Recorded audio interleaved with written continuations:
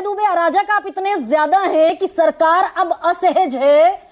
सबसे बड़ी डेमोक्रेसी में दुनिया की आपको बुलाने लायक सरकार नहीं समझती कि आपके लीडर ऑफ ऑपोजिशन को बुला लिया जाए। क्या कह दें आप पुतिन के सामने, कौन सा नैरेटिव रख दें? गरिमा जी, भारतीय लोकतंत्र का इतना बड़ा पराभव होगा किसी ने भारत में कल्पना नहीं की थी। आज आरएलडी और भारतीय जनता पार्टी के प्रवक्ताओं ने दो प्रमुख बातों को स्वीकार किया। मुझे दुख हुआ, आरएलडी के प्रवक्ता ये कह रहे हैं कि वो फॉरेन डिग्निटरी तय करते हैं कि भारत की राष्ट्रपति आयोजन क्या करेंगी और कैसा उसका स्वरूप होगा। इतना छोटा और अशक्त देश नहीं है हमारा कि कोई फॉरेन डिग्निटरी तय करे कि हम किसको आमंत्रित करेंगे और कहां पर आयोजन करेंगे। इससे बड़ा शर्मनाक बयान कोई नहीं हो सकता। दोनों प्रवक्ताओं ने कारण बताए कि क्यों राहुल गांधी जी को नहीं बुलाया, और मुझे गर्व है उन कारणों पर कि राहुल गांधी जी सच का आईना दिखा रहे हैं जिससे सरकार घबरा रही है, और ये सत्ताधारी दल के लोग इस बात को स्वीकार कर रहे हैं कि किस लिए राहुल गांधी जी को नहीं बुलाया।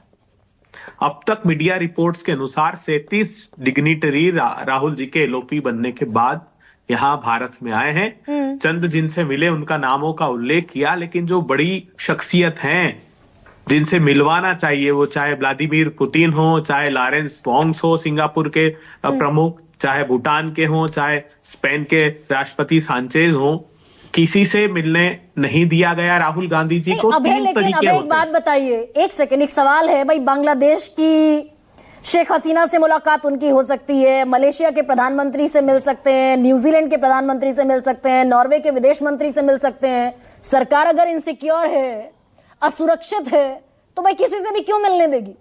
नहीं, मैं आगे बताता हूं इस बात को। आगे मुझे 20 सेकंड दीजिएगा आबाद रूप से, उसके बाद में नहीं बोलूंगा। प्लीज। क्यों, क्या कारण है?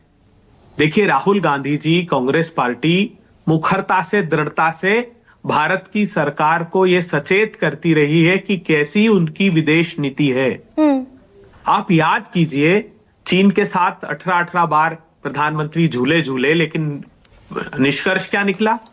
सिर्फ और सिर्फ $100 बिलियन का चीन से बेतहाशा इंपोर्ट, जिस पर हमारी parliamentary standing committee on commerce तक ने आपत्ति ली। उसके बाद चीन में गलवान हुआ। आप पहली बार भारत के प्रधानमंत्री जी गए थे अमेरिका ट्रंप से मिलने।